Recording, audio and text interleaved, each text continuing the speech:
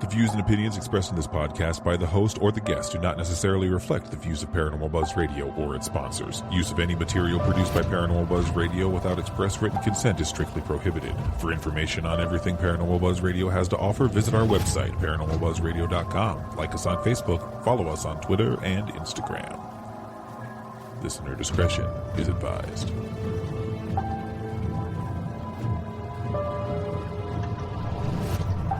Welcome to Exploring the Unknown with Rebecca and Shay. Taking stories from today's news, Rebecca and Shay will explore everything from the paranormal, supernatural, the strange and unusual, unsolved mysteries, and more. Join them as they delve deep into the unknown and mysterious. Taken from news headlines.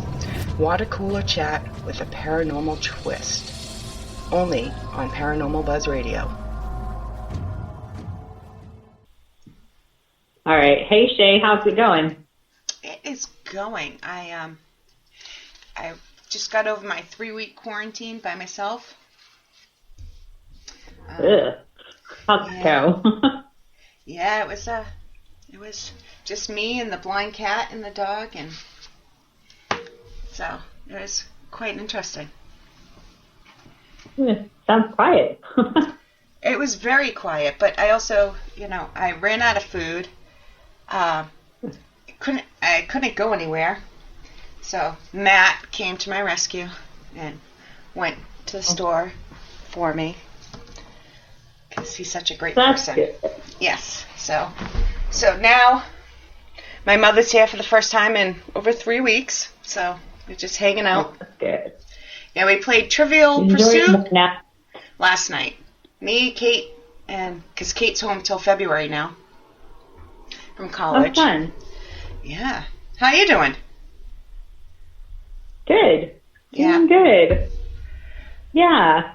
Maria's home from school doing e-learning, which is horrendous. I hate e-learning. She hates e-learning. I hope we never have to do this again.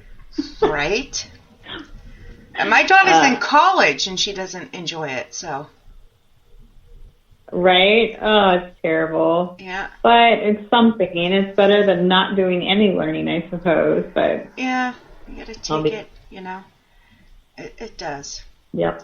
I think there's a lot more parents out there after this that will have a new appreciation for teachers. Oh, for sure. Yep. And I think the students will appreciate being in school a little bit more. Yes. Yeah. Yeah, for real. Yep. I was going to say something, but I forget. Some things never change, huh? Yeah, exactly. And anyway, yeah, that's our biggest thing right now is trying to e-learn, which I'll be glad when we see the end of it. So. Yes, I know. Ours is, like I told you last week, our numbers have picked up. We're back to over 400 new cases a day in my small state. Yeah, we just went back to stage 3, which is not fun, and they're talking about putting us back into a full lockdown, so we'll see what happens. Yeah, I have a feeling that might come for us. I know our governor is trying not to, but for the first time since the pandemic started, we now have a mask mandate. We've never had one. Never had one. So, I mean, obviously in businesses, like restaurants and stuff like other people do, but we've never had the governor's orders for a mask mandate. So. Yeah. It's crazy. Yeah, I think there's more cases around here than there have ever been. So. Here too. This whole time. Yeah. We talked about it a little bit, you and I, that the second coming was going to be worse, so. Right. Well, because the first go round, I personally barely knew anybody who had it. And now I know a lot of people who have had it. So it's a lot different the second time. But. Yep. So. Sad. But we're making it through, I think. Yeah. Yep, I think so, One step at a time. You just got to be there for your friends and family in any way possible, even if it's not in person. And count your blessings, people. Oh, for sure. I think this is one thing that's made us a lot more grateful for everything that we've got. I agree. Or just the opposite. Some people have gone the other route and are now bitchier than ever. Yeah, that's just, personally, I'm purging a lot of stuff. I'm going through and I don't need all this crap. Why do I have all this crap? Yeah. I'm making the best of it, trying to, anyways. Yeah. Okay, let's get on to happier subjects. What story? Yeah, let's talk about ghosts again. Yes. What story are we reading today? This article is on thelineup.com, and it's called Ghost Watch, the BBC Halloween hoax that terrified England. Dun, dun, dun. Yeah, it was published May 18th of 2018. This horror special was so disturbing, it was banned for 10 years. Wow. Most readers are familiar with the big hoaxes of pop cultural history. There is, of course, Orson Welles' 1938 radio broadcast of The War of the Worlds, a program that, so the story goes, duped and terrified countless listeners. Even the Blair Witch Project stirred up plenty of is it real controversy during its theatrical release in 1999. Far fewer people, however, may know of Ghostwatch, one of the most terrifying and successful faux documentary horror programs in recent memory. If successful is the right word for a show that gave children PTSD, was banned in England for cultivating a sense of menace, and, according to one family, even led to a suicide. Holy crapola. Yeah, no kidding. This sounds kind of crazy. Yes. Broadcast on Halloween night in 1992. This wasn't even that long ago. No. On BBC One, Ghostwatch was given all the trappings of a genuine news show. The cast included familiar TV personalities, quote-unquote live on the street interviews with trick-or-treating youngsters, and a phone-in panel complete with a telephone number that the viewing public call to discuss paranormal phenomena. The 90-minute program was presented as live television on the Halloween night. In fact, it had been shot weeks ago. Its premise was simple. A BBC News team travels to the town of Northolt to conduct an on-air investigation into reportedly haunted residents.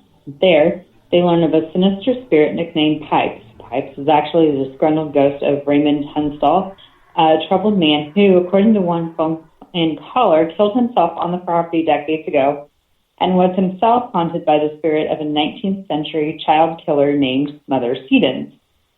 All right. As the program progresses... Wait a minute. Yeah? My brain is slow. So the ghost was possessed by a ghost?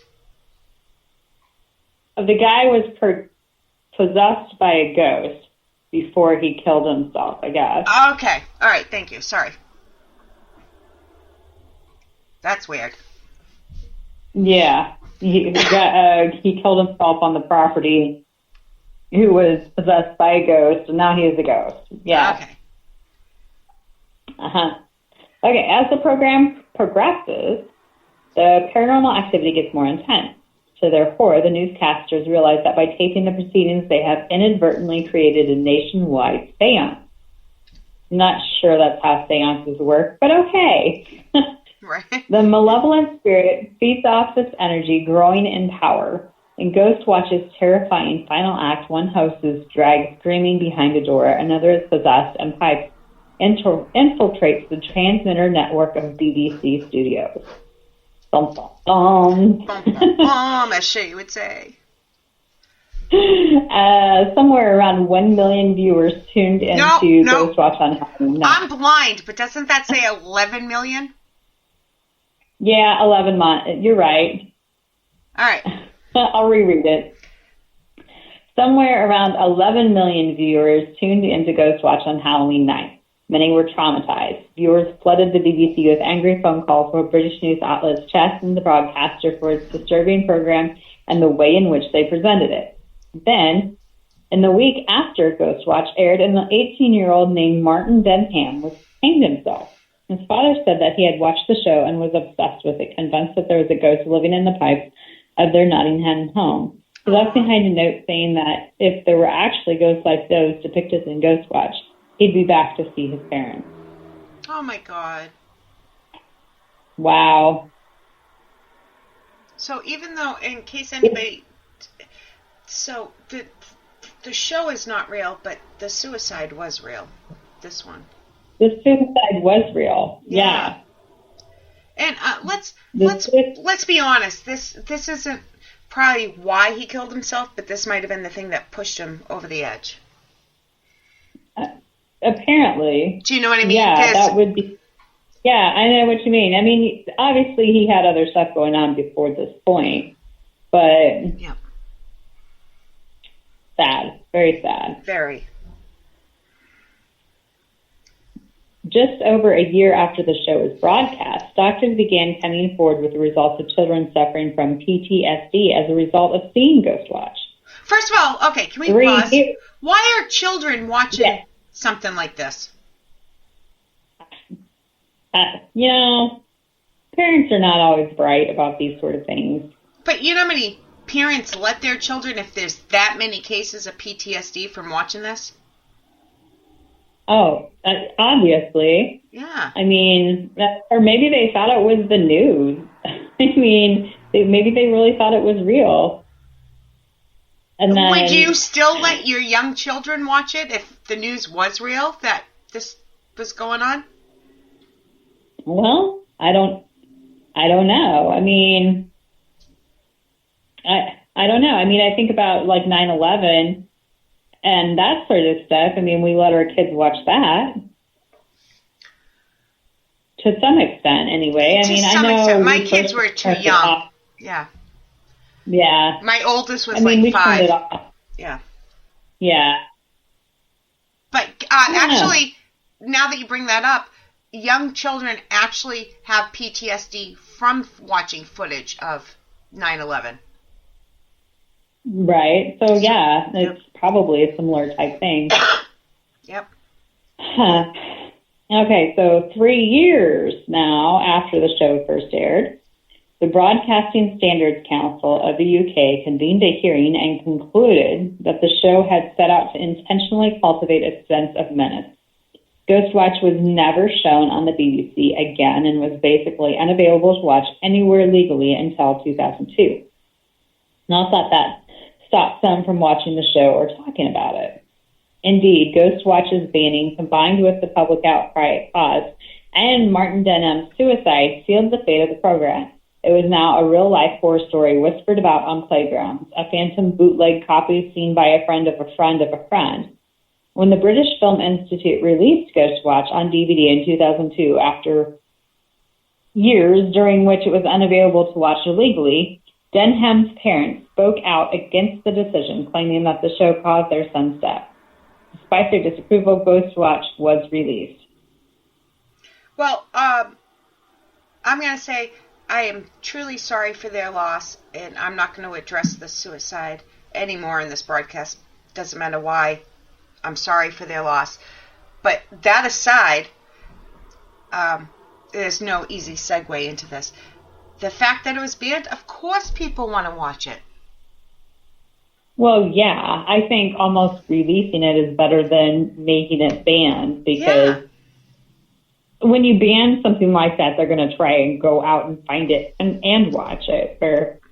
Whereas if you just release it, then they watch it and they're like, yeah, that was dumb, and move on. Even I'm like, oh, it's banned, I want to see it.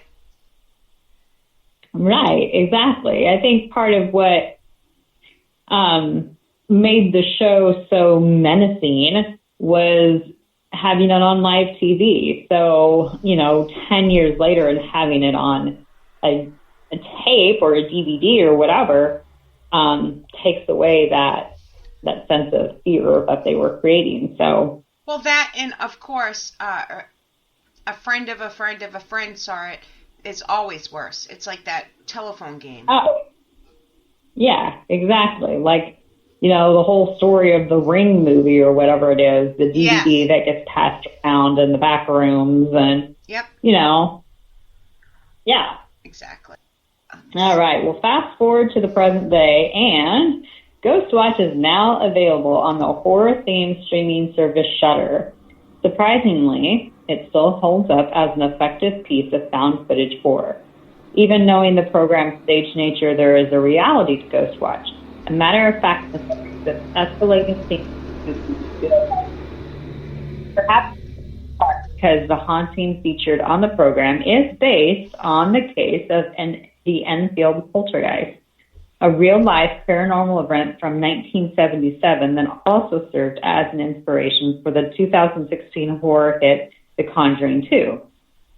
No doubt director James Wan was familiar with the infamous BBC special. That may certainly be a part of it, but a huge portion of the power of Ghostwatch comes from its credibility. In a world glutted with found footage horror flicks, too few of them have the feel of real artifacts.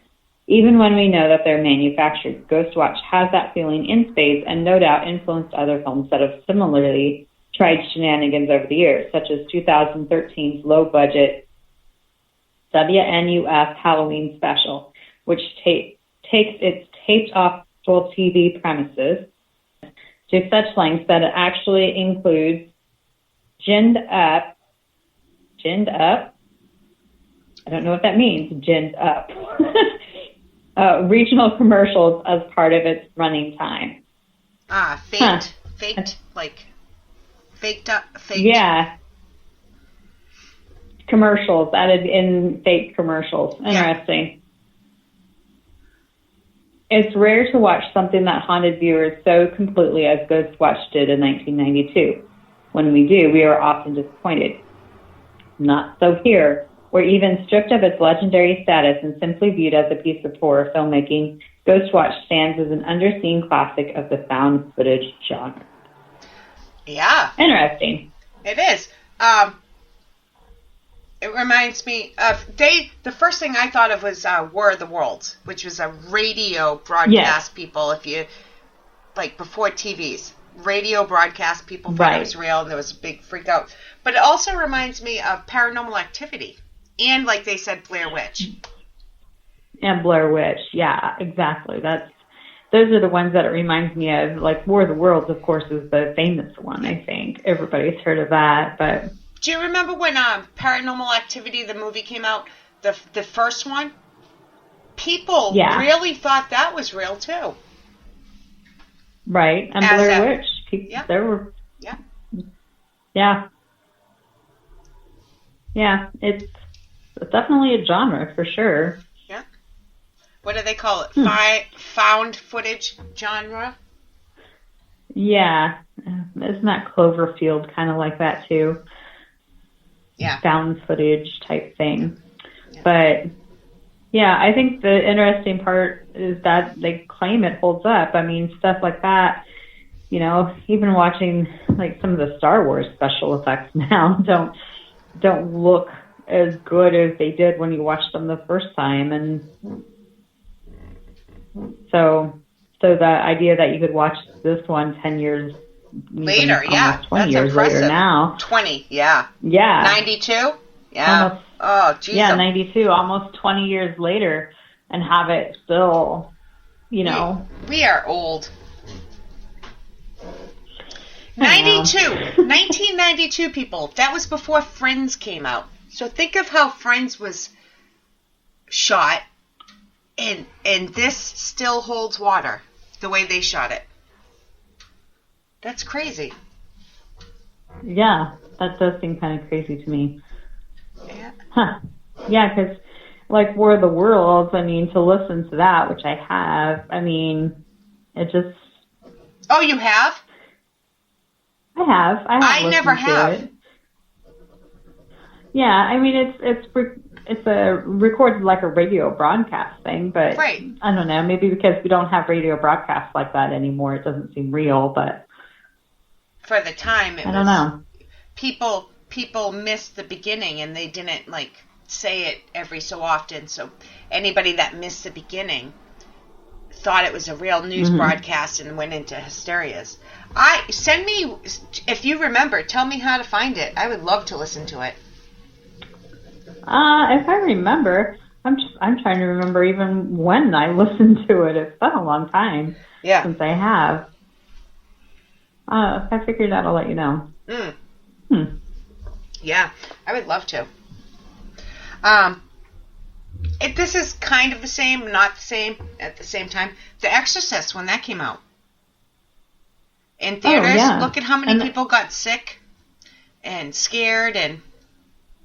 Oh yeah, and look at how many exorcisms were performed after that and stuff, you know. Yeah. And that one too is based on a real story, which I think when you base stuff on real stories like that, it sometimes carries the note that you can't just make up, you know. Speaking of true stories, the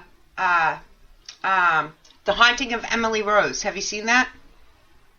No, I have not. First of all, although I've heard of it. Great movie. I loved it. But that's based off of a real story. I believe it's Annalise Michaels. It's a weird. I've heard the audio. I've heard the real audio from that. Holy crap!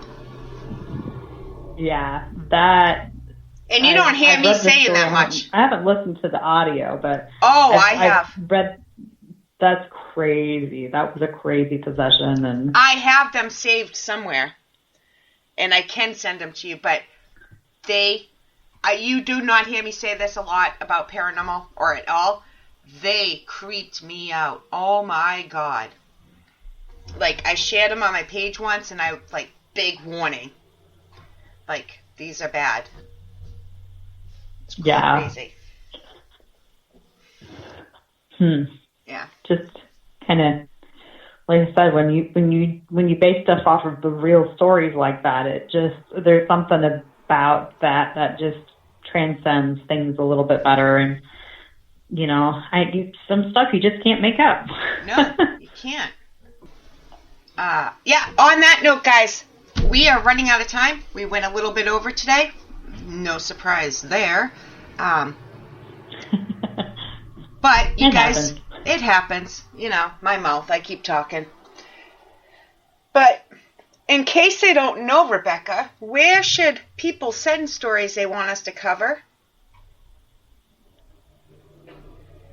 Exploring the Unknown with Rebecca and Shay, the Facebook group. Yes, yeah. And if you send us a story and we cover it, we will give you a special shout out. And if you have any questions or anything, that's where all these stories are posted. If you've actually seen this movie, let us know. I would be curious to see somebody who'd actually watched it, if it was really as good as they're saying, or if they're just trying to make you buy Shudder to watch it. It is hard to tell.